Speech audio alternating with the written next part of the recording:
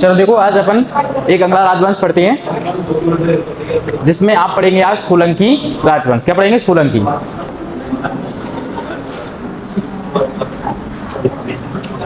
पहले मैप बना लेते हैं, मैप के हिसाब से बढ़िया समझ जाएंगे आप।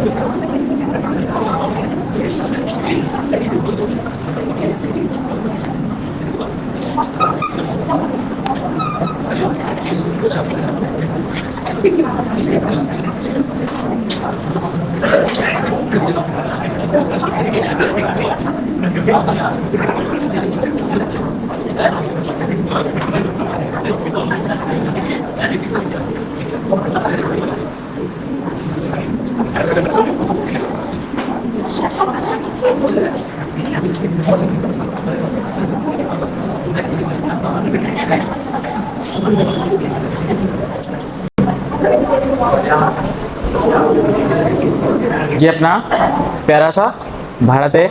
इसमें जो सोलंकी वंश रहा करते थे, देखो यहाँ पर इस वाले क्षेत्र में सोलंकी राजवंश का उत्थान हुआ। ये प्रतिहारों के यहाँ पर क्या, यहाँ पर कन्नौज था, और कन्नौज के क्या थे, ये उस समय प्रतिहारों के क्या थे, सामंत थे। कौन थे? प्रतिहारों के सामंत थे। कौन? सोलंकी राजवंश। ठीक है। यहाँ पर इसके बाद में जब ये इसका पतन होने लगता है, तो यहाँ पर इनका क्या उत्थान हो जाता है, तो सोलंकी राजवंश। तो आप देखेंगे सोलंकी,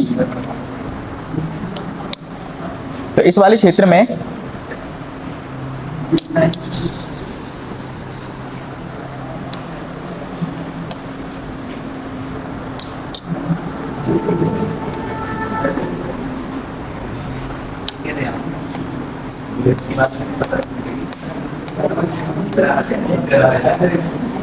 सोलंकी वंश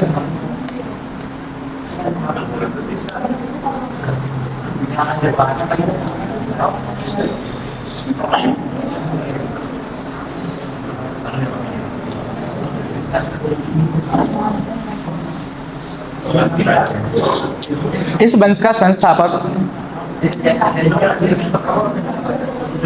अपन कौन पढ़ेंगे? सोलंकी राजवंश पढ़ेंगे।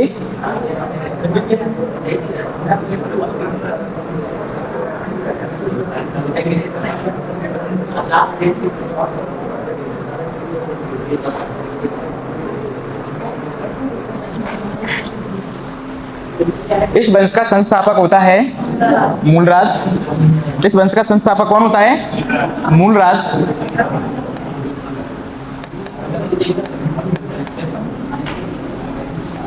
मूलराज या मूलराज प्रथम भी बोलते हैं। मूलराज इस वंश का संस्थापक क्या होता है? मूलराज होता है। इन्होंने अपनी राजधानी कहाँ स्थापित की? अहिलवाड़ा। इन्होंने राजधानी कहाँ स्थापित की? अहिलवाड़ा। तो सोलंकी राजवंशों ने इनकी राजधानी, यदि अपन देखें तो राजधानी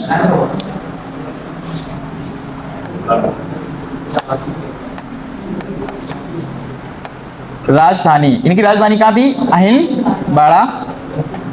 इधर की ओर करते हैं इसे।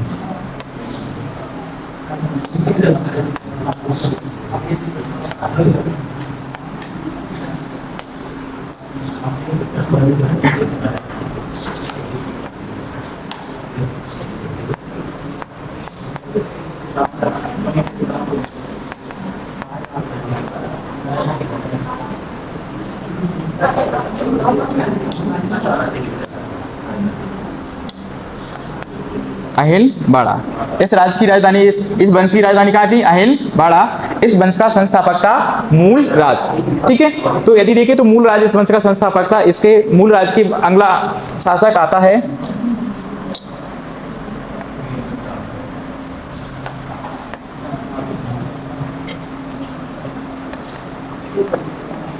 दुर्लभ राज। इस वंश का अगला शासक होता है दुर्लभ राज। इसका ही क्या होता है? उत्तराधिकारी होता है कौन? दुर्लभ राज। नहीं पढ़ाया था कल? मैंने कहा था कि और मैं जो भी पढ़ाऊंगा तो आगे और बढ़वा दूंगा, ऐसे बोला था ना। तो हमें देखो इस वंश का कौन था? इसका उत्तराधिकारी कौन था? दुर्लभ राज था। ठीक है, इसका उत्तराधिकारी होता है, कुछ समय के लिए बनता है ये राजा, कुछ समय के लिए ये राजा बनता है। इसके बाद में राजा बनता है भीम प्रथम। इसके बाद में राजा कौन बनता है? भीम प्रथम। इसका अगला शासक होता है, शक्तिशाली शासक होता है भीम प्रथम। भीम प्रथम शासक बनता है यहाँ का सोलंकी वंश का भीम प्रथम। इसी के समय में यदि आप देखें तो गुजरात में, गुजरात के सोमनाथ मंदिर पर, गुजरात के सोमनाथ मंदिर पर, सोमनाथ मंदिर पर कौन आक्रमण करता है?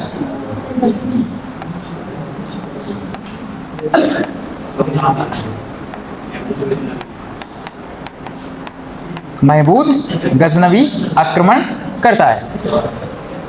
ठीक है, इसी के शासनकाल में आक्रमण करता है महमूद गजनवी और यहाँ के सोमनाथ के मंदिर को लूटकर वापस चला जाता है। बताया जाता है मतलब इतिहास में कि ये 1025 और 1026 में आक्रमण करने आया था। इतने समय में क्या इसने आक्रमण किया और इसका निर्माण भीम द्वितीय ने ही करवाया। इसके बाद में लूट कर चला गया। तो सोमनाथ मंदिर का निर्माण किसने करवाया? फिर बाद में पुनः निर्माण करवा दिया किसने? भीम द्वितीय ने ही करवा दिया। तो सोमनाथ मंदिर के लूट गया, दोबारा से फिर बनवाया भीम द्वितीय ने। क्या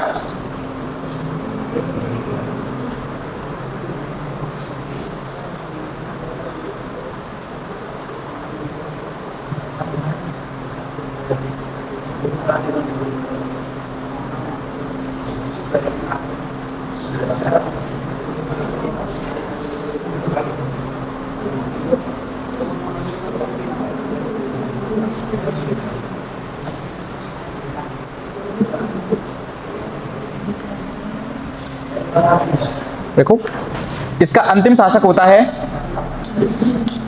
इसका अंतिम शासक तो भीम द्वितीय होता है, लेकिन इसके बीच में और शासक देखें। इसका एक और शासक आता है भीम प्रथम के बाद में आता है कर्ण। यदि देखें कर्ण ने लगभग 30 वर्षों तक शासन किया था। ये मतलब याद नहीं करना, लेकिन देखिए कर्ण ने लगभग कितने वर्षों तक? 30 वर्षों तक शासन किया था। 30 वर्षों तक इसने शासन किया था। इसके बाद में आता है जयसिंह या सिद्धराज। इसके बाद में कौन आता है? ये प्रतापी शासक होता है इस वंश का, जयसिंह सिद्धराज। जयसिंह सिद्धराज। सिद्धराज इसकी क्या है? उपाधि है। जयसिंह इसका नाम है, जयसिंह सिद्धराज इसका अगला शासक होता है। इसके ही शासन काल में एक जैन भिक्षु या जैन आचार्य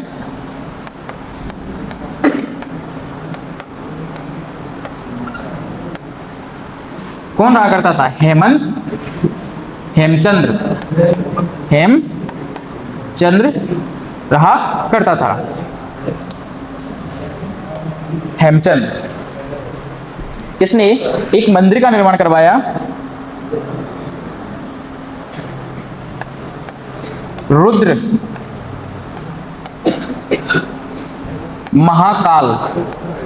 महाकाल मंदिर का निर्माण कराया। किसने किस मंदिर का निर्माण करवाया? रुद्र महाकाल मंदिर का निर्माण कराया। इसके बाद में देखें कि इन्होंने कितने 7 पूर्वजों की मूर्तियां बनवाई थी या उनकी स्थापना करवाई। इसके बाद में इसका अगला शासक होता है कुमारपाल।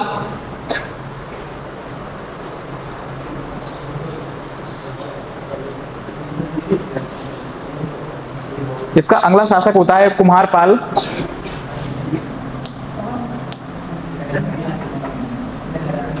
इसका अगला शासक कुमारपाल।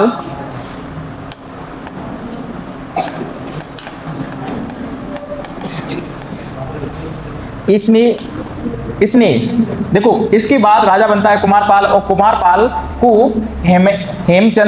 हेमचंद्र ही जैन धर्म की दीक्षा दिलाता है। तो इसका मतलब यह है कि जब जैन धर्म को मानने लगता है तो उसके अपने राज्य में क्या करता है, ये ऊपर हिंसा करेंगे। तो ये हिंसक प्रवृत्ति का ना था, कैसी था, हिंसक ना होकर अहिंसावादी था।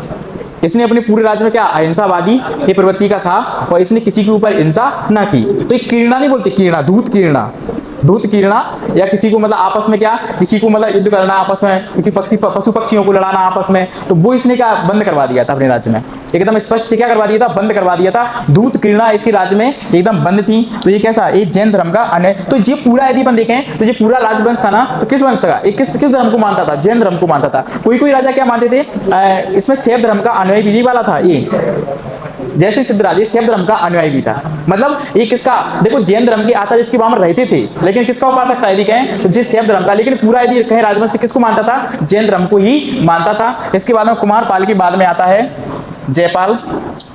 कुमारपाल के बाद में कौन राजा बनता है, जयपाल राजा बनता है, जयपाल। और इसके शासन काल में देखेंगे तो क्या होता है, इसके शासन काल में शैव धर्म के अनुयायी और जैन धर्म के अनुयायी आपस में भिड़ जाते हैं, और जैन भिक्षुओं को क्या हत्या कर देते हैं, और कई जैन प्रतिमाएं यहाँ पर तोड़ देते हैं, भी यहाँ पर तोड़ देते हैं। किसके शासन काल में, इसके शासन काल में।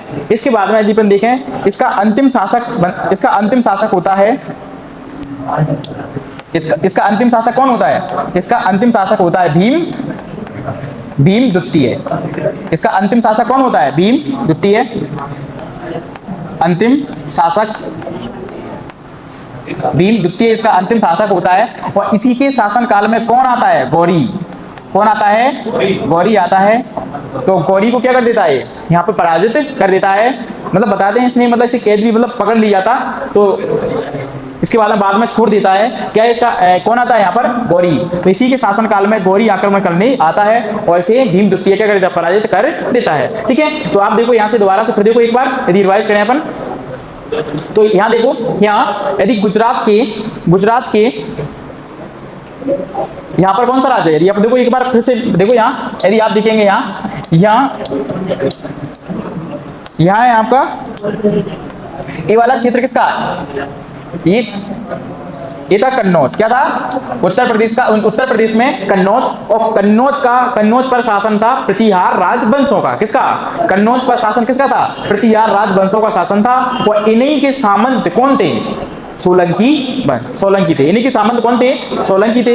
इसके बाद में जब प्रतिहारों का जब पतन हो गया, धीरे धीरे पतन हो रहा था, तो उसी समय क्या इनका उत्थान हो जाता है। इसे गुजरात के सोलंकी भी कहते हैं, ठीक है, इसे गुजरात के चालुक्य भी कहते हैं। तो क्या है, सोलंकी वंश। तो आप देखेंगे यहाँ से इस वंश की स्थापना किसने की, इस वंश की स्थापना की यहाँ पर मूलराज ने इस वंश की स्थापना करता है। और इनकी राजधानी होती है अहिलवाड़ा, इसकी राजधानी होती है। अहिलवाड़ा क्या होती है, इनकी राजधानी होती है। इसके बाद में यदि अपन देखें तो आपको पढ़ना ही सिर्फ 3-4 राजा है, लेकिन ये तो मैंने आपको बता दिया। दुर्लभ राज इसको नहीं पढ़ना, कोई दिक्कत नहीं, मत याद करना, सीधा आप क्या करेंगे, भीम प्रथम। क्या करेंगे, भीम प्रथम। तो दुर्लभ राज के बाद में क्या भीम प्रथम आता है। तो इसने क्या, इसके समय में ही किसने, महमूद गजनवी ने किस पर आक्रमण किया था, इस सोमनाथ के मंदिर पर आक्रमण किया था, और उसे लूट ले गया था। उसे क्या, अब इसे लूट कर क्या काम किया, इसे लूट कर उसने अफगानिस्तान में अपनी एक राजधानी गजनी का क्या किया, उनका राजधानी इसने अपनी गजनी बनाई, और उसी में अच्छे से मतलब जो भी उस समय देखो पहाड़ी एरिया है वो,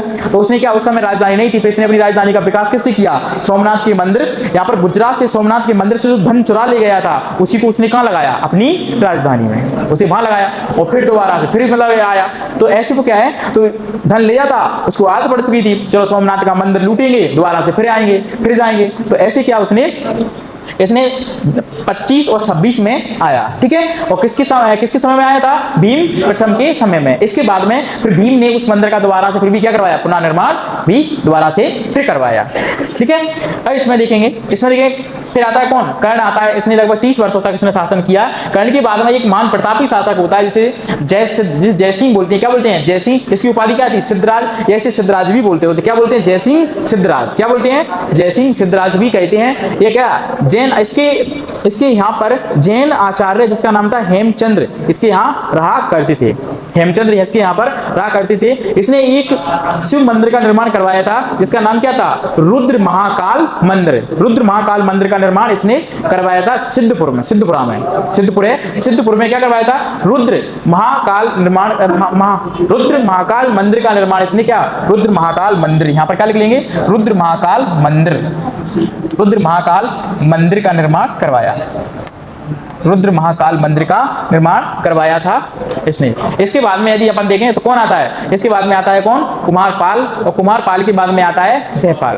तो कुमारपाल भी क्या करता है, इसका अंतिम सोमनाथ का मंदिर यदि अपन देखें तो सोमनाथ का मंदिर अंतिम भी निर्माण करवाता है कुमारपाल। इसके बाद में आता है जयपाल। तो जयपाल के बाद में इसका अंतिम, इस वंश का अंतिम शासक होता है भीम द्वितीय। इस वंश का अंतिम शासक कौन होता है, भीम द्वितीय होता है। और भीम द्वितीय की यदि अपन देखें तो इस समय मोहम्मद गौरी इस पर आक्रमण कर देता है, और गौरी की इस युद्ध में क्या हो जाती है, पराजय हो जाती है। गौरी की इस युद्ध में क्या हो जाती है, पराजय हो जाती है।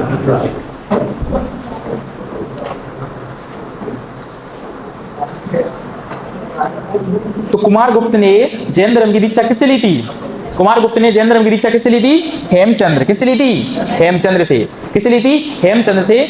और इसी जब इसने हेमचंद्र से जैन धर्म की दीक्षा ले ली थी तो अपने राज्य में इसने हिंसा की जगह अहिंसकवादी बनाया। इसने दूध किरणा बंद करवा दी, इसने मतलब दूध किरणा बंद करवा दी। इसने कहा कोई हिंसावादी ना रहेगा, इसमें कैसा रहेगा, अहिंसक प्रवृत्ति का रहेगा। तो इसने इसके बाद में फिर आप देखेंगे कौन आता है, जयपाल। और जयपाल के बाद में आता है अंतिम शासक होता है भीम द्वितीय। और इसके बाद में ये क्या वंश समाप्त हो जाता है। और इसी वंश यदि अपन देखें भीम द्वितीय की जगह इसी का सेनापति, किसका, इसी का सेनापति होता है, वो बघेल वंश की स्थापना कर देता है। किस वंश की, बघेल वंश की स्थापना कर देता है। इसी वंश पर लास्ट में किस वंश की स्थापना करता है, बघेल वंश की स्थापना कर देता है। ठीक है, क्या ये समझ में आ गया आपको, एक बार देखो रिवाइज कर लो, फिर आपको फिर दोबारा से बताते हैं।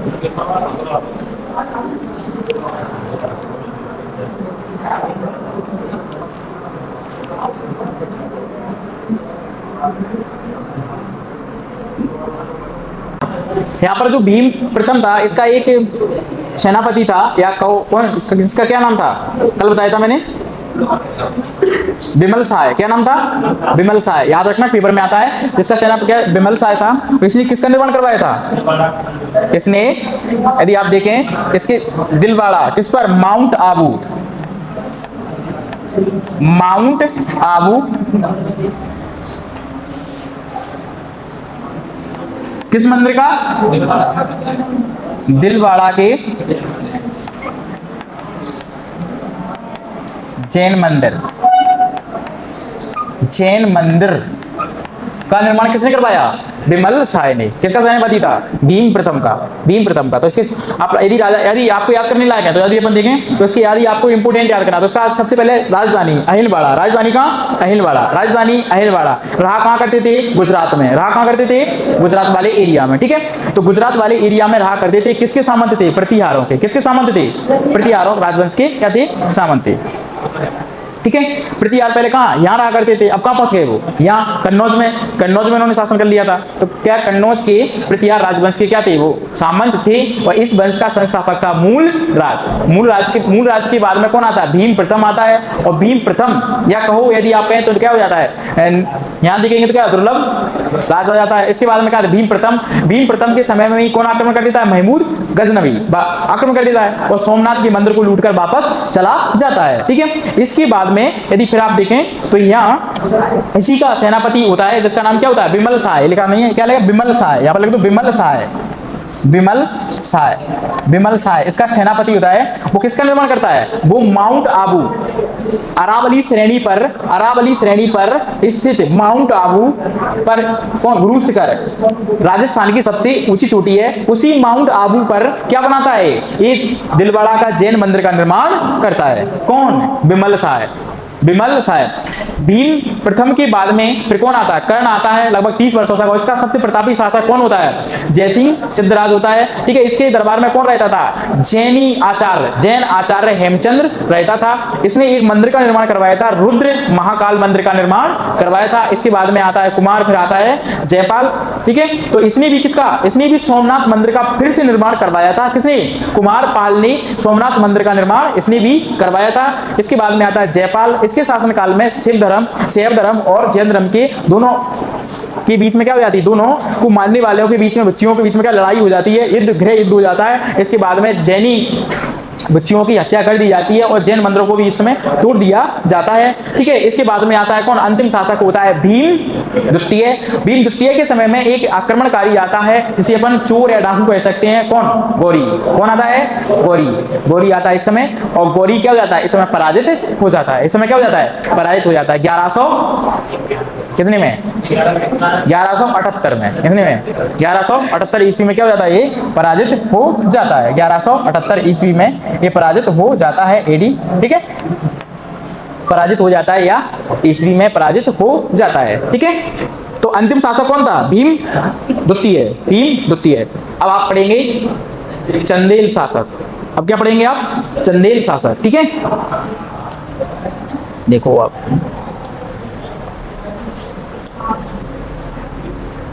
चंदेल शासक भी किसके सामंत थे?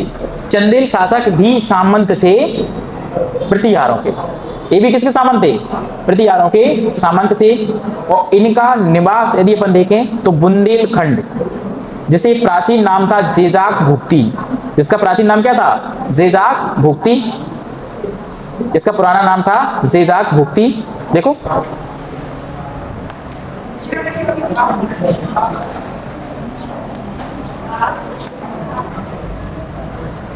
कुछ कहाँ रहा करते थे, इनका अपन बनाते ऐसा कुछ, ऐसा बना दे।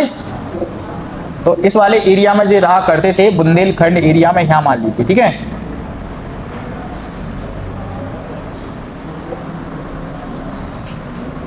इनको उड़ा दे, इनको उड़ा देते हैं अपन। ठीक है, इनको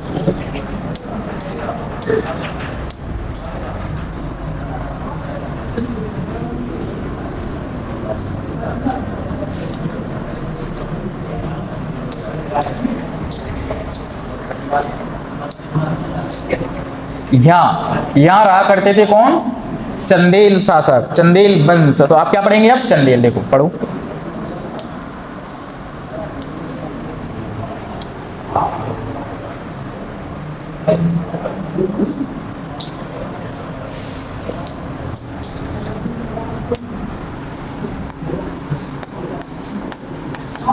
चंदेल वंश।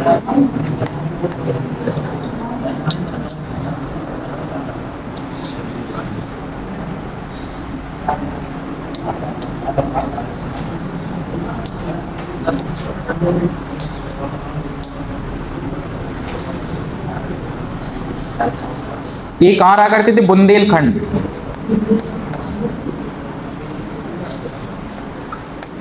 बुंदेलखंड। इसी को क्या बोलते हैं प्राचीन नाम?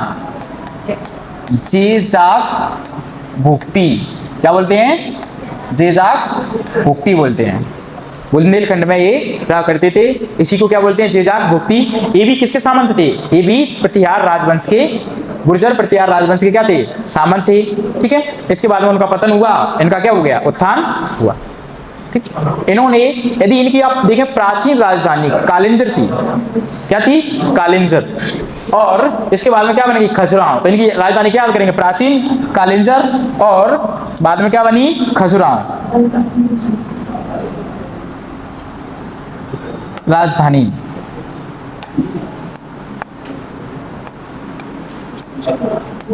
खजुराहो, खजुराहो। और प्राचीन राजधानी कहाँ थी?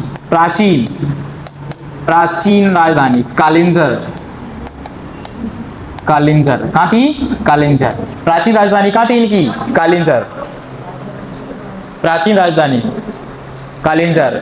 यदि आपसे पूछे राजधानी कहाँ थी? खजुराहो। प्राचीन राजधानी कालिंजर। प्राचीन राजधानी कालिंजर।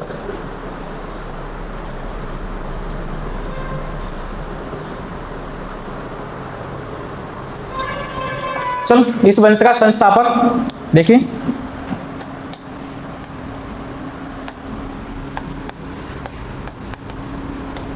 संस्थापक, इस वंश का संस्थापक था ननुंक।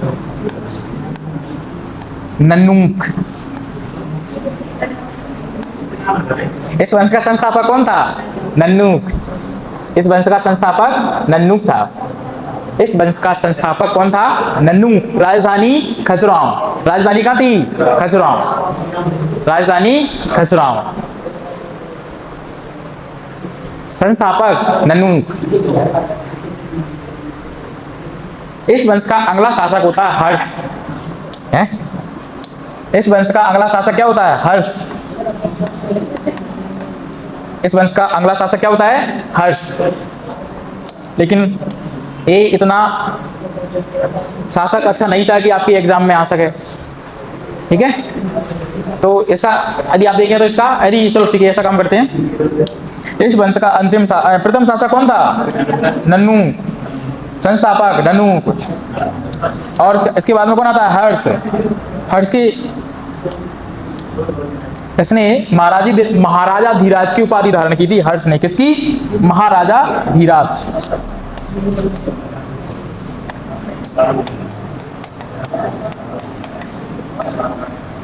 इससे अगला शासक होता है यशोवर्मन।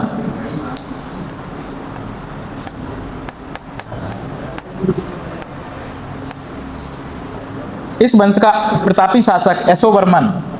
कौन? यशोवर्मन। इस वंश का प्रतापी शासक हुआ यशोवर्मन। इसने कन्नौज के प्रतिहार शासक देवपाल को क्या किया? पराजय किया। और वहां से एक विष्णु मूर्ति उठा लाया। एक मूर्ति कहां से उसे प्राप्त हुई? विष्णु भगवान की मूर्ति वहां से उठा लाया और खजुराहो में इसने विष्णु मंदिर में उसे स्थापित कर दिया। ठीक है, तो आप याद रखेंगे इसने किसे पराजित किया? प्रतिहार शासक देवपाल। प्रतिहार शासक कौन? देवपाल।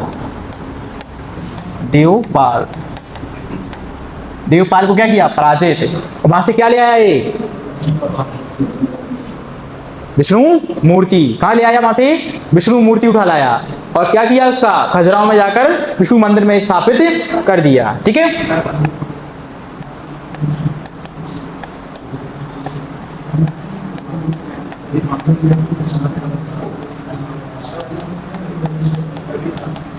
समझ गए ना? लाया कहां से था? विष्णु मूर्ति कहां से लाया था? यहां से, इसे यहां से जीत कर यहां से उठा के लाया था, इसके राज से, प्रतिहार राजवंश से। हमला किया, पहले पराजित किया देवपाल को और वहां से विष्णु मूर्ति उठा लाया। और विष्णु मूर्ति उठाने के बाद में इसने कहां बनवाया? इसने खजुराहो में विष्णु मंदिर में इसे स्थापित किया। याद रखना, खजुराहो में कहा? विष्णु मंदिर में इसे स्थापित किया। इस वंश का संस्थापक ननुंक था। इसके बाद में हर्ष। इसके बाद में कौन आता है? यशोवर्मन। शक्तिशाली शासक था। इसने प्रतिहार राजवंश के देवपाल को पराजित किया। प्रतिहार राजवंश मतलब कन्नौज में आया। अब उनका स्थापना कहां? कन्नौज में आ गई थी। अब कहां गई थी? कन्नौज में। तो प्रतिहार राजवंश के राजा देवपाल को पराजित किया और वहां से विष्णु मूर्ति उठा लाया और इसके बाद में क्या? किसमें? खजुराहो में विष्णु मंदिर में स्थापना करवाई। विष्णु मंदिर में क्या करवाई? इसकी स्थापना करवाई।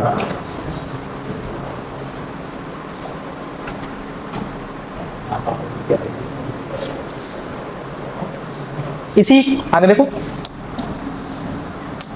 अगला शासक होता है, ये भी प्रतापी शासक होता है, जिसका नाम होता धंगदेव।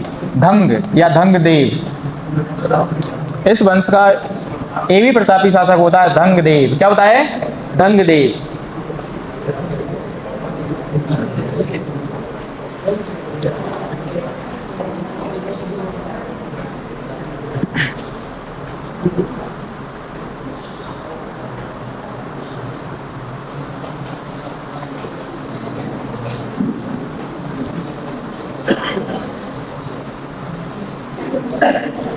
देखो क्या, इस वंश का अगला शासक कौन होता है? धंगदेव। इसने, देखो धंगदेव, इसने जिननाथ, विश्वनाथ,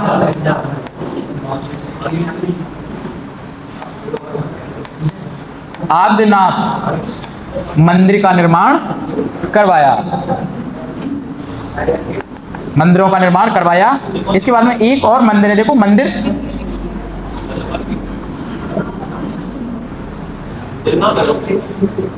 जिन्नाथ, जिन्नाथ इसका प्रमुख मंदिर, इंपोर्टेंट, कनरिया महादेव का मंदिर,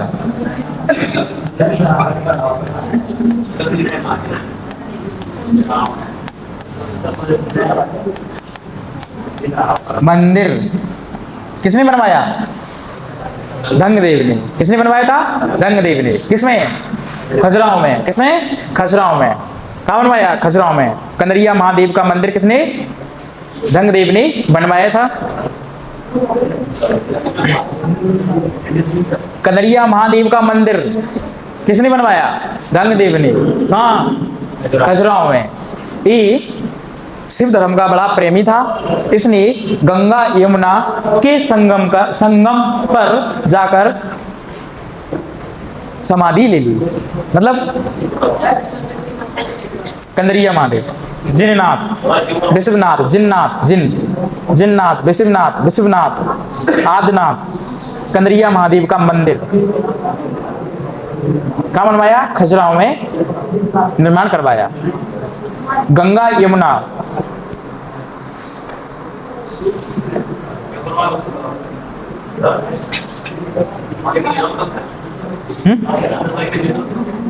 पेपर में आया नहीं होगा, देखो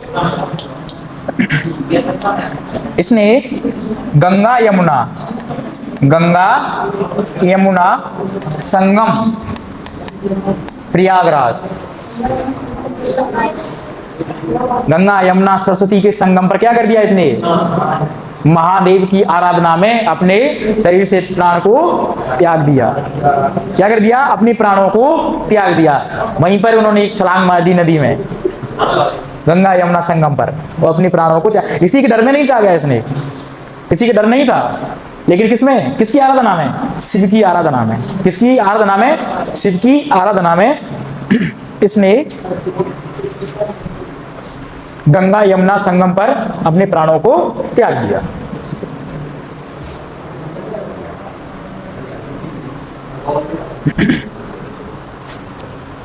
इसका शासक, अगला शासक होता है विद्याधर। इसका अगला शासक कौन होता है? विद्याधर। इसका अगला शासक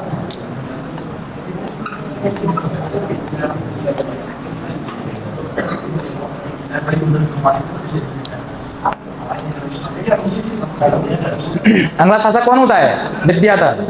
इसका अगला शासक विद्याधर।